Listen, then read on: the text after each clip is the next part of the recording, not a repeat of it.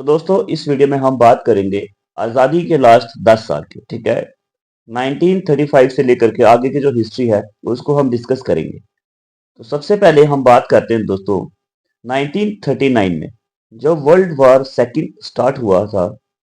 सुभाष चंद्र बोस ने कांग्रेस से रिजाइन कर दिया क्योंकि सुभाष चंद्र बोस ने कहा कांग्रेस की सोच थोड़ी पुरानी है, हमें न्यू थिंकिंग लाने की जरूरत है और यही सही टाइम है, हमें दूसरी कंट्री के साथ भी हेल्प लेनी चाहिए। सुभाष चंद्र बोस अपनी पार्टी बनाते हैं इस समय, ऑल इंडिया फॉरवर्ड ब्लॉक। इस पार्टी की स्थापना करी गई थी वेस्ट बंगाल में। उसके बाद 1942 में आजाद हिंद फौज की स्थापना की गई रॉस बिहारी बोस के द्वारा। और आजाद हिंद फौज की बात करें तो captain Mohan Singh first commander थे आजाद हिंद फौज के। रियल फाउंडर अगर पेपर में आया तो हम सुभाष चंद्र बोस को ही टिक करेंगे। ठीक है, रियल फाउंडर कौन थे? सुभाष चंद्र बोस। उसके बाद 1943 में सुभाष चंद्र बोस ने रानी लक्ष्मीबाई रेजिमेंट की स्थापना की। यह दुनिया की पहली आर्मी थी जिसमें वुमेन को भी शामिल किया गया था। उसके बाद 1946 में भारत में कैबिनेट मिशन आता है। कैबिनेट मिशन भारत में आता है और इसमें 3 लोग थे। पहला था सर पैथिक लॉरेंस, दूसरा A.V. अलेक्जेंडर और तीसरा सर स्टैफर्ड क्रिप्स। ठीक है, ये क्रिप्स मिशन में जब आया था तब यही था सर स्टैफर्ड क्रिप्स। और कैबिनेट मिशन में भी सर स्टैफर्ड क्रिप्स जो था ये वापस आया था। इन तीनों में से हेड था सर पैथिक लॉरेंस। ये मिशन आया था भारत में आजादी की फॉर्मेलिटीज पूरी करने।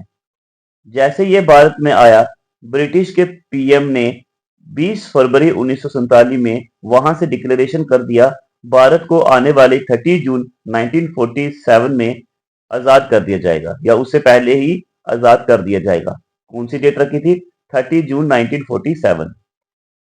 इसके लिए लॉर्ड माउंटबेटन को वाइसराय बना दिया गया। सारी जिम्मेदारी दी जाती है भारत को आजाद करवाने की लॉर्ड माउंटबेटन को। लॉर्ड माउंटबेटन 2 जून 1947 को अनाउंस करता है कि 15 अगस्त 1947 को भारत को आजाद कर दिया जाएगा, लेकिन भारत के 2 हिस्से भी करे जाएंगे। एक बनाया जाएगा हिंदू स्टेट जिसको बोला जाएगा हिंदुस्तान और दूसरा होगा मुस्लिम स्टेट जिसको बोला जाएगा पाकिस्तान। तो दोस्तों 2 मार्च 1940 में मोहम्मद अली जिन्ना ने बड़े प्लेटफॉर्म में पाकिस्तान की डिमांड की थी। इसी अनाउंसमेंट का यूज ब्रिटिश गवर्नमेंट ने किया 1947 में और मोहम्मद अली जिन्ना ने तुरंत इसको मान लिया क्योंकि वो हमेशा से ही सेपरेट कंट्री चाहते थे मुस्लिम के लिए। उसके बाद दोस्तों 14 अगस्त तक टाइम दिया गया, जिसको जिधर जाना है, जिसको अगर पाकिस्तान में रहना है पाकिस्तान में रहे, जिसको हिंदुस्तान जाना है वो हिंदुस्तान में जाए। ठीक है, 14 अगस्त को बॉर्डर बना दिया जाएगा, फिर जो जिधर है वहीं रह पाएगा, दूसरी साइड नहीं जा पाएगा। इसी के चलते दोस्तों बहुत सारे दंगे फसाद होते, लाखों लोग मारे गए और फाइनली 14 अगस्त को पाकिस्तान बना दिया और 15 अगस्त को ऑफिशियली डिक्लेयर कर दिया जाता है भारत आजाद हो गया। तो दोस्तों एक इवेंट मुझे पहले भूल गया था, वो था 1930 में सिविल डिसोबीडियंस मूवमेंट। हुआ क्या था दोस्तों कि ब्रिटिश गवर्नमेंट की बनी हुई चीज हम खरीद नहीं रहे थे, तो उन्हें काफी नुकसान हो रहा था। तो उन्होंने क्या किया दोस्तों, नमक में 10 गुना दाम बढ़ा दिया गया। ठीक है, वो तो सभी लोग खाएंगे, तो इसीलिए क्या हुआ, नमक का यूज किया और उसमें टैक्स लगा दिया गया।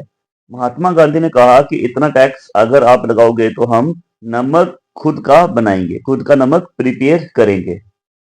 तो गांधी जी ने फैसला लिया हम साबरमती से निकलेंगे और गुजरात के कोस्टल एरिया दांडी तक पैदल यात्रा करेंगे। इस यात्रा को 24 दिन में कंप्लीट किया था महात्मा गांधी ने।